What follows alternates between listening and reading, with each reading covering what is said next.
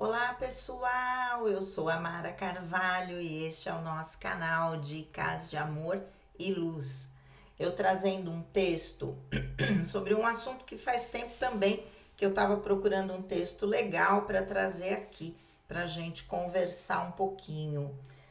O título é Como se livrar da dependência emocional. É extraído de um site português, pt.aleteia.org, e escrito pela psicóloga Thalita Rodrigues, publicado 25 de julho de 2023.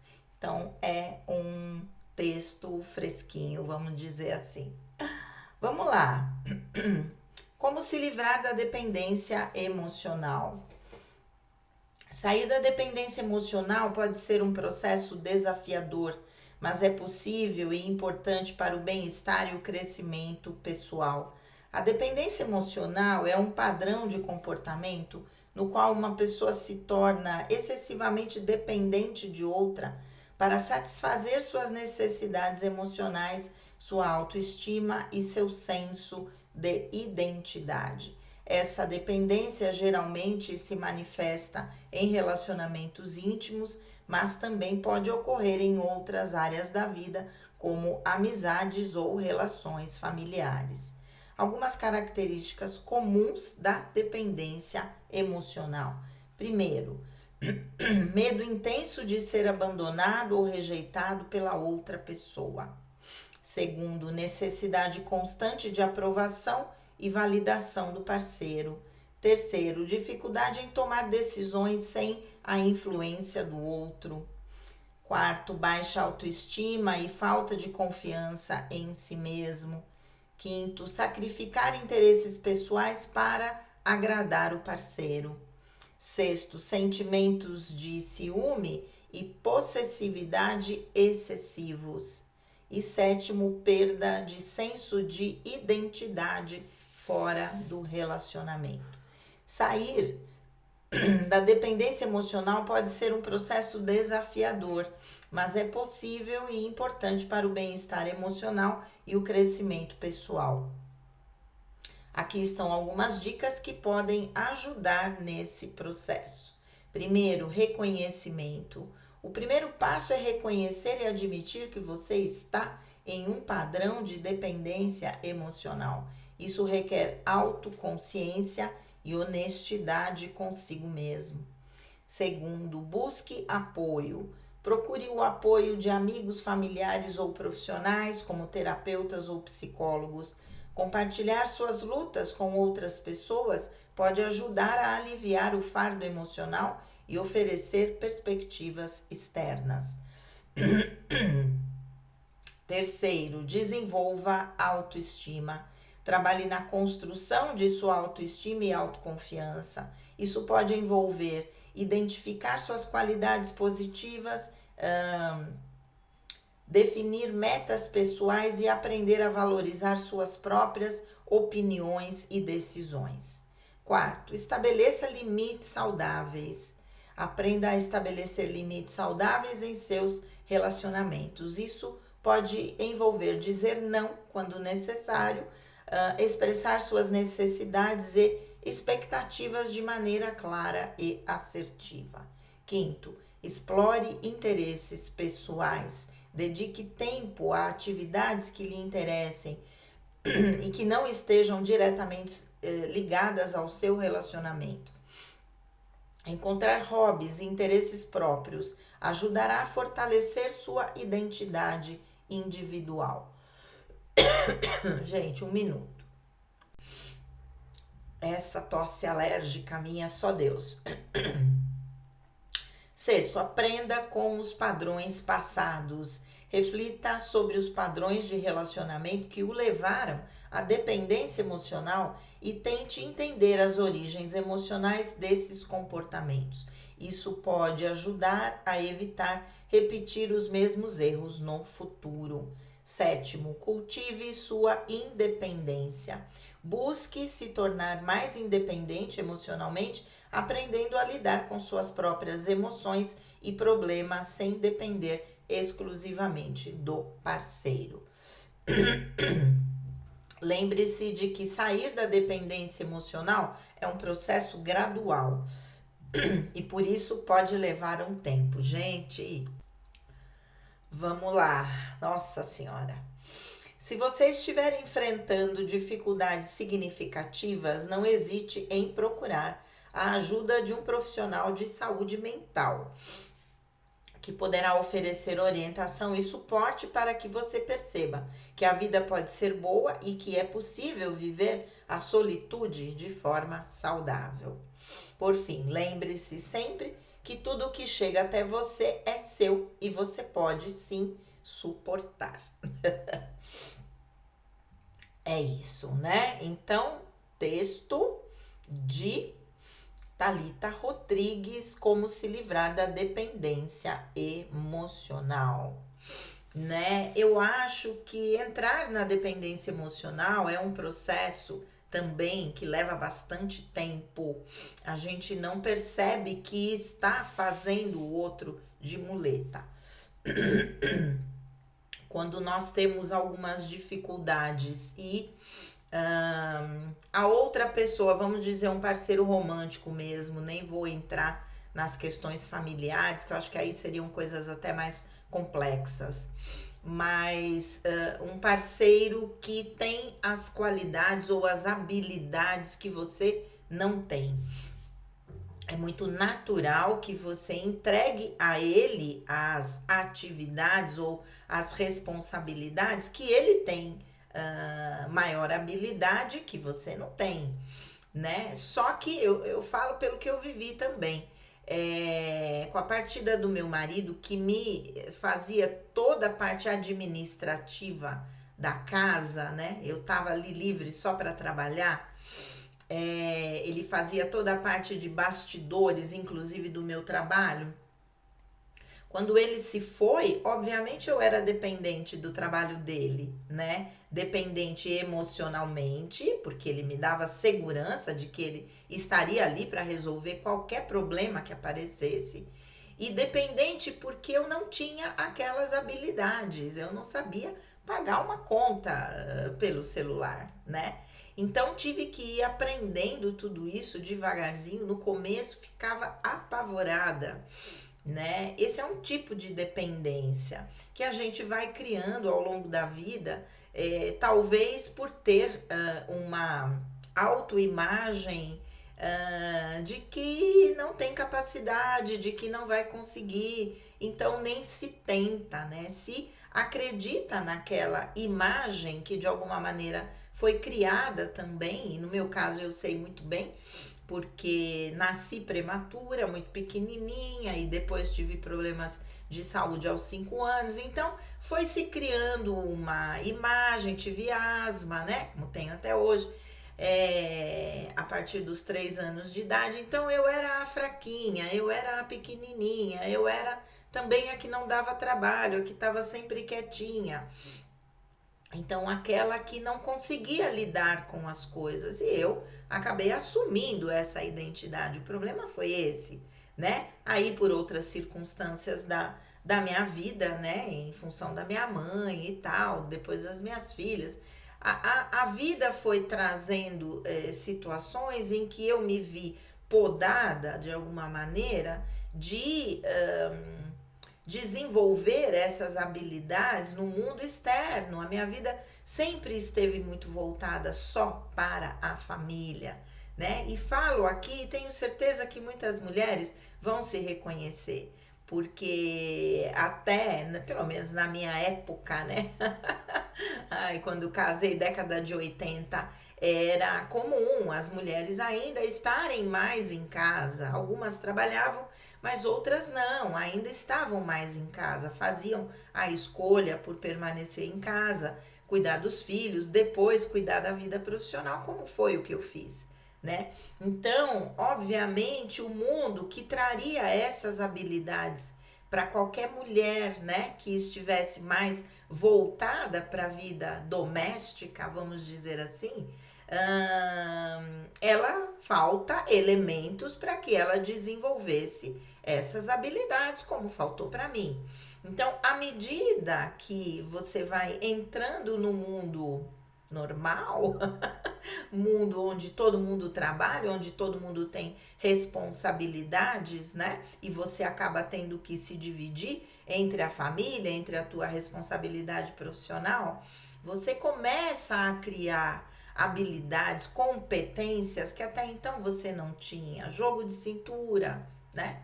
Eu digo na minha vida que, apesar de todos os pesares, a prefeitura onde eu trabalhei foi um grandíssimo aprendizado de convivência com pessoas diferentes, né? Coisa que eu não tinha muito, justamente porque o meu convívio era um convívio pequeno com as pessoas, né? E isso, aprender a ter um papel social, a vestir aquele papel ali naquele momento, apesar de eu ser uma pessoa muito transparente, ainda assim, em alguns momentos tinha que estar no papel por conta, né, das circunstâncias, mas sempre trazendo um outro modelo muito mais de espontaneidade, de amorosidade, né, de luz, com os pacientes, dito por eles, dito pelos colegas de trabalho, inclusive. Então, levando esse outro modelo, mas ainda assim tendo que se adequar, né? E aprendendo de verdade a ter jogo de cintura que eu não tinha. Eu fui criada com padrões rígidos, assim como a maioria das mulheres da minha idade, né? Dos 60, 65 anos, nós fomos criadas ainda num modelo antigo, não é? E quebrar com esses paradigmas não é fácil. E, consequentemente, quem desenvolveu uma dependência emocional por conta de ter uma autoimagem prejudicada vai sofrer, vai precisar ter situações desafiadoras na sua vida para que você possa começar a superar os seus próprios obstáculos, a começar com a crença de que você não pode, você não consegue determinadas coisas, né? Determinadas tarefas. Claro, a gente tem as nossas limitações, eu tenho várias limitações trazidas aí do meu problema de tireoide sem tratamento durante 7 anos, mas eu fui me adequando, né? Claro que algumas coisas realmente eu não supero, não tem como, mas outras eu me adequo e vou vivendo minha vida. Então, as pessoas devem fazer isso à medida que vão identificando quais são os seus limites, aquilo que te falta, né? E com isso, na superação dessas dificuldades, a gente vai criando confiança em si mesmo, não é? E com isso, mudando a imagem que você faz de você mesma. Isso que é legal e é isso que a gente ensina no processo terapêutico, não é? Mas vamos lá, né? Dependência emocional, um padrão de comportamento no qual uma pessoa se torna excessivamente dependente de outra para satisfazer suas necessidades emocionais, sua autoestima e seu senso de identidade. Então, eu me uno a alguém, né, na dependência absoluta, eu crio uma espécie de simbiose, né?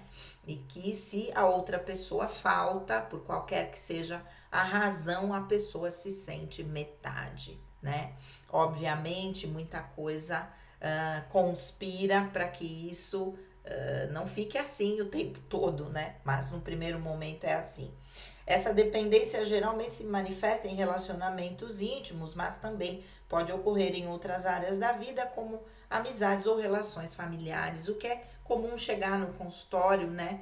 Pessoas que dependem da opinião dos pais, não é da opinião da mãe, não é só um compartilhar, né? Mas é a dependência mesmo da opinião da outra pessoa, né?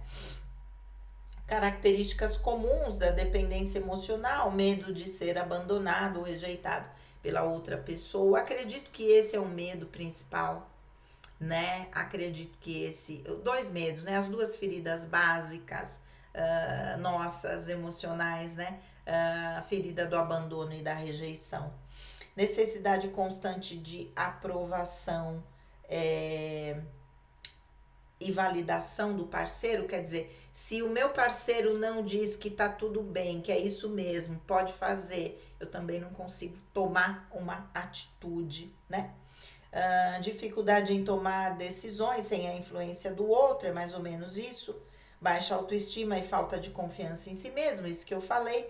Sacrificar interesses pessoais para agradar o parceiro. Fazer concessões no relacionamento é algo natural e é algo benéfico, né? Não podemos ser narcisistas o tempo todo de que as coisas só têm que girar ao meu redor, né? As coisas podem ser divididas, compartilhadas, né? Então, o que acontece? A concessão é uma situação importante num relacionamento, mas quando só uma das partes faz concessão, sempre o outro lado ganha, né? Quer dizer, o desejo, a vontade do outro lado é que predomina sobre as minhas vontades. Isso é um relacionamento abusivo, porque as minhas vontades, as minhas preferências não são levadas em conta. E as pessoas que vivem um relacionamento abusivo, o abusador, né? Ele cria mecanismos de mexer com a sua cabeça para que você acredite que você está escolhendo. Não, você também escolheu. Quando na verdade não, né? A sua vontade realmente não foi levada em consideração. Houve uma manipulação para que você acreditasse que sim. E na hora até você acredita que sim. Dureza. Sentimentos de ciúme e possessividade excessivos. Ciúme, um pouco de ciúme é natural, mas um ciúme excessivo revela uma grande insegurança. Eu me garanto, não é? Se a pessoa tá comigo, ela tá comigo porque ela quer, porque ela vê em mim características positivas que fazem com que a gente crie uma conexão. Se a outra pessoa não acredita que ela é boa o bastante para ter gerado essa conexão e criado esse relacionamento, ela vai o tempo todo se sentir insegura. Segurança absoluta de que estou com uma pessoa e vou ficar com ela até a morte não existe, nem no casamento formal, com papel passado e tudo. Não existe essa segurança. A única coisa que segura ou assegura um relacionamento é a nutrição do relacionamento. Se só uma das partes se doa, só uma das partes expressa sentimento, só uma das partes compartilha da vida, que raio de relacionamento é esse? Por um momento você pensa que não, vamos lá, né? As coisas podem mudar, mas quando isso também se torna um padrão, se torna um relacionamento abusivo, porque desigual, um relacionamento desigual, a reciprocidade é, para mim, talvez mais importante do que um amor, uma paixão avassaladora.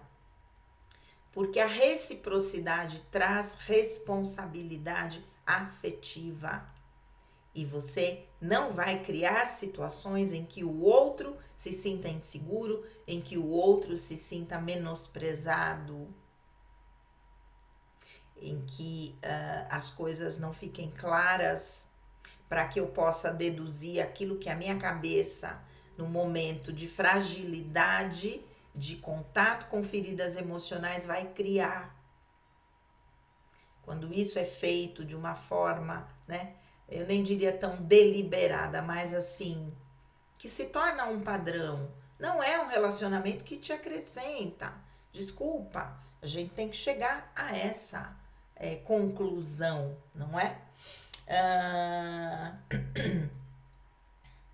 Então, sair da dependência emocional pode ser um processo desafiador, mas é possível e importante para o bem-estar e crescimento, bem-estar emocional e crescimento pessoal, né?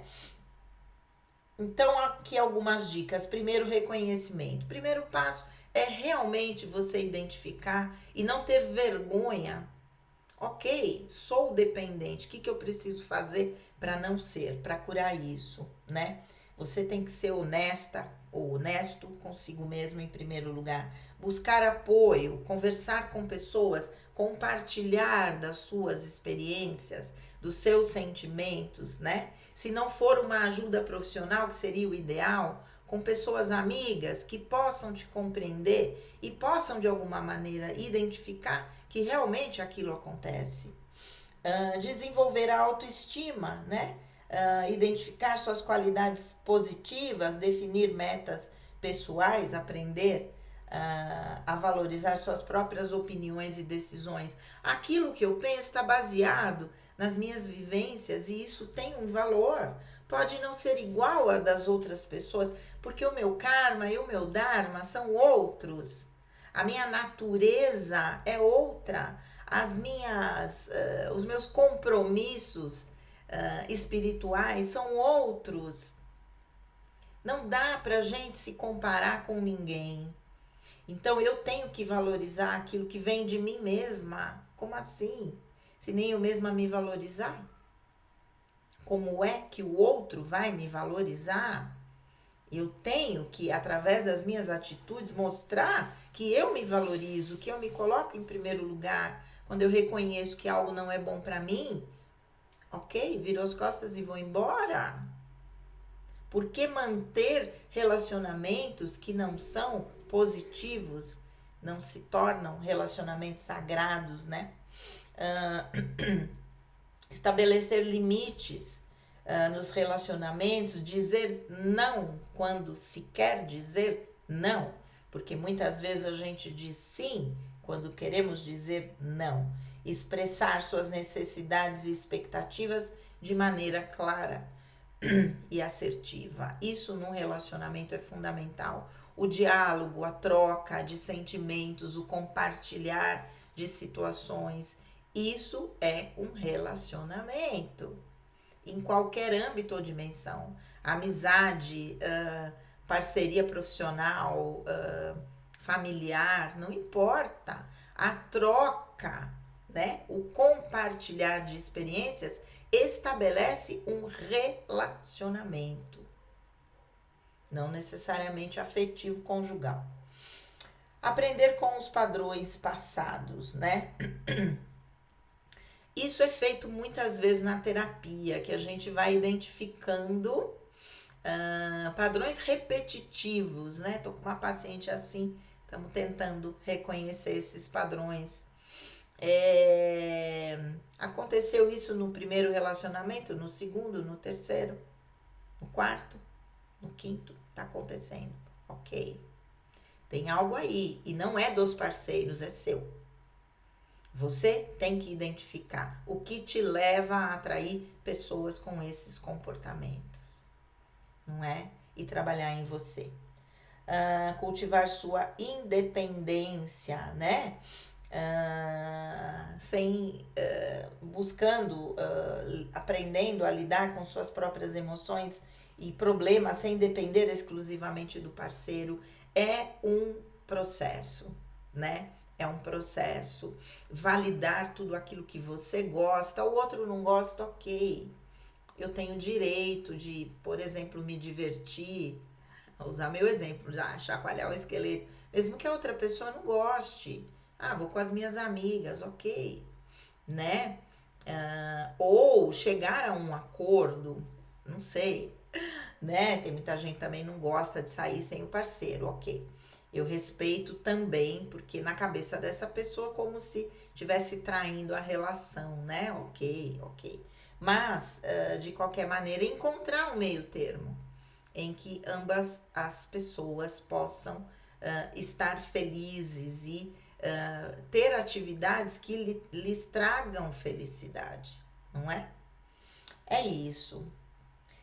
Sair da dependência emocional é um processo gradual que pode levar um tempo, né? Não hesite em procurar ajuda profissional. Eu acho que é importante enfatizar isso, porque o mais importante, de fato, é que você consiga reconhecer e buscar ajuda profissional. Claro que as pessoas ao seu redor são, né, vamos dizer, a sua rede de apoio, amigos, familiares, mas efetivamente você vai sair desse ciclo quando você buscar uma ajuda profissional, porque nós temos a forma, né, de orientar para que isso não aconteça mais. Certo? Reflitam sobre isso, algo extremamente importante do meu ponto de vista, porque é tema recorrente em terapia, muitas, principalmente mulheres, homens é mais difícil, mais mulheres, né? Pela própria condição cultural, eu diria. Mas reflitam, né? E comentem aí nos comentários. Comentem, escrevam nos comentários para a gente depois conversar um pouquinho mais a respeito, ok? Um grande beijo, fiquem com Deus e namastê!